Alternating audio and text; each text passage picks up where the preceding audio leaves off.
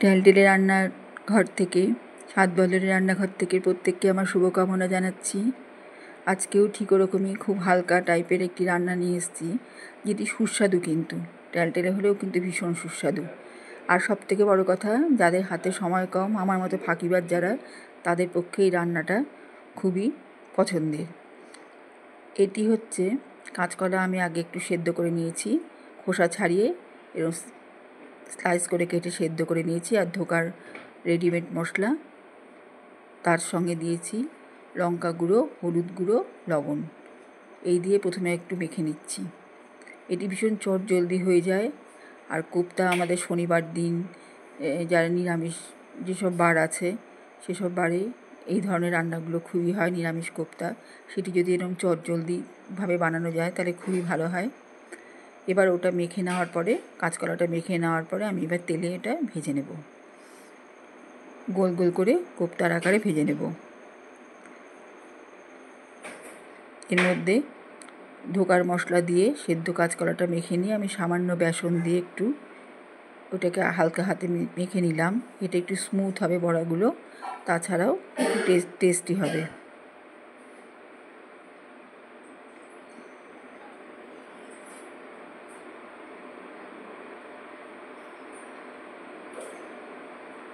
এর মধ্যে টমেটো কুচি দিয়ে দিলাম। খেতে এটা ভীষণই ভালো হয়। আর সবথেকে বড় কথা, এই মশলা টশলা থাকে না এর মধ্যে, একদমই বেশি জিরের গুঁড়ো, ধনের গুঁড়ো, আদা এসব থাকে না, খুব কমই থাকে। কাজে এটা প্রকৃত এর টেস্টটা, কাঁচকলার টেস্টটাও পাওয়া যায়, প্রকৃত উপকারটাও পাওয়া যায়। আর সবথেকে বড় কথা, একটা চটজলদি রান্না। এইভাবে আমি কোপ্তাগুলো ভেজে নিচ্ছি।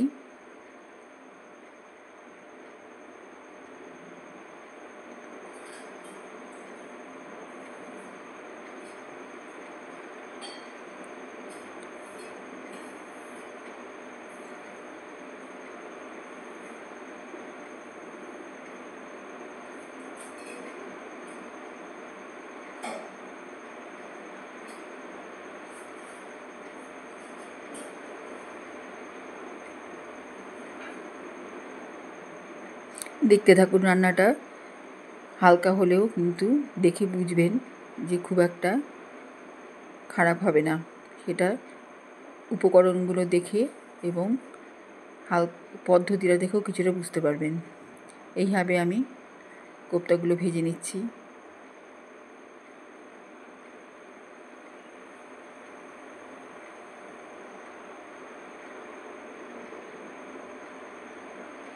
আমি এটা ছাঁকা তেলে ভাজবো না, এরমভাবে ভেজে নেব, মানে ডুবন্তভাবে ভাজবো না, অনেক তেল দিয়ে ডুবিয়ে ভাজবো না, এরকম তেল দিয়ে যাতে অর্ধেকটা ডুবে যায় কোপ্তাগুলো, সেভাবে উল্টে উল্টে দিব। ডুবিয়ে ভাজলে ভেতরের যে একটা কাঁচা ভাব, তার মধ্যে টেস্টটা থেকে যায় কোপ্তার। কাজেই ডুবিয়ে একদম ডিপ ফ্রাই হলে ওই জিনিসটা ফ্রাই হয়ে যেয়ে টেস্টটা অতটা থাকে না।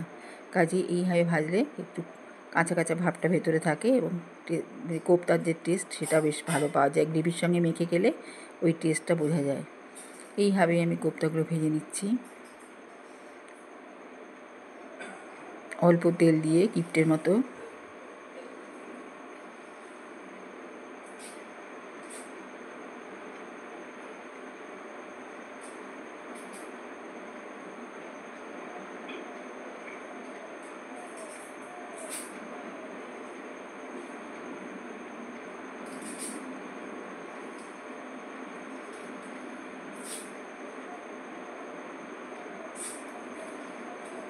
এভাবে একটু তেল, গরম তেল উপর দিয়ে বড়াগুলোর উপর দিয়ে দিলাম।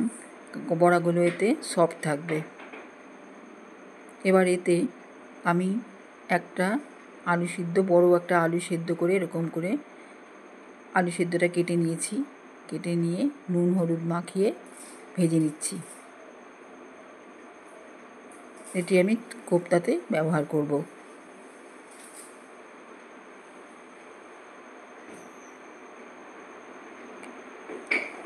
একটু মুচমুচে টাইপের হলে তুলে নেব।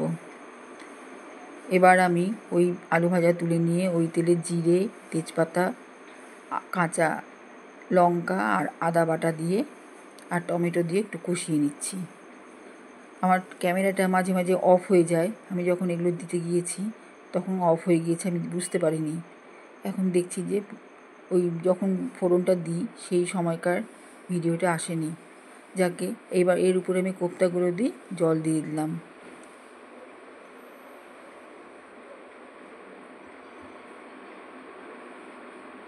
একে ভিউয়ার্স নেই, সাবস্ক্রাইবার নেই, তার উপর ক্যামেরা এরকম ডিস্টার্ব করছে, কাজে আমার চ্যানেলের অবস্থা একেবারেই তথৈবচ।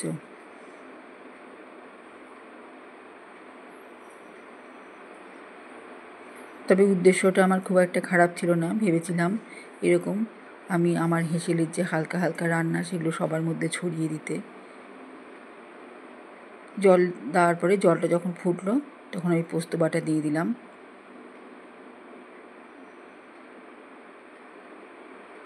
এবার ওই যে আলুগুলো মুচমুচে করে ভেজে রেখেছিলাম সেগুলো দিয়ে দিলাম, সেদ্ধ আলু।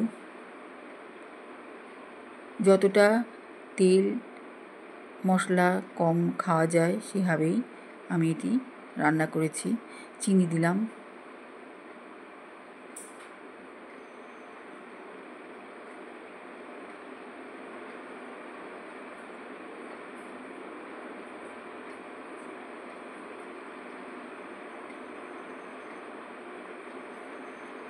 এইভাবে গ্রেভিটাকে পুরো ঘুরিয়ে ঘুরিয়ে তেলটাকে ভাসিয়ে নিচ্ছি। এবারে কোপ্তা ভালো মতো সেদ্ধ হয়ে গিয়েছে, ঝোল ঢুকবে এবার। এখনই বন্ধ করে দিব, তাহলে ধীরে ধীরে ঝোলটা গ্রেভিটা টানতে শুরু করবে। দিয়ে কিছুটা থেকে যাবে, সেটাই হবে গ্রেভি, আর কিছুটা ঢুকে যেয়ে কোপ্তাগুলোকে সফট করে তুলবে ঝোলটা।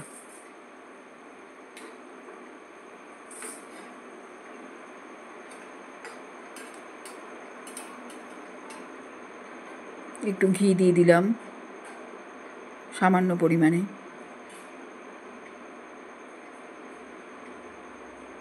আর দিলাম সানরাইজ গরম মশলা।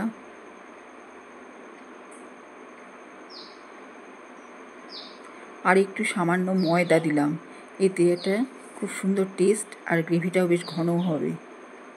এই জিনিসটা এই রান্নাটাকে খুব সুস্বাদু করে তোলে।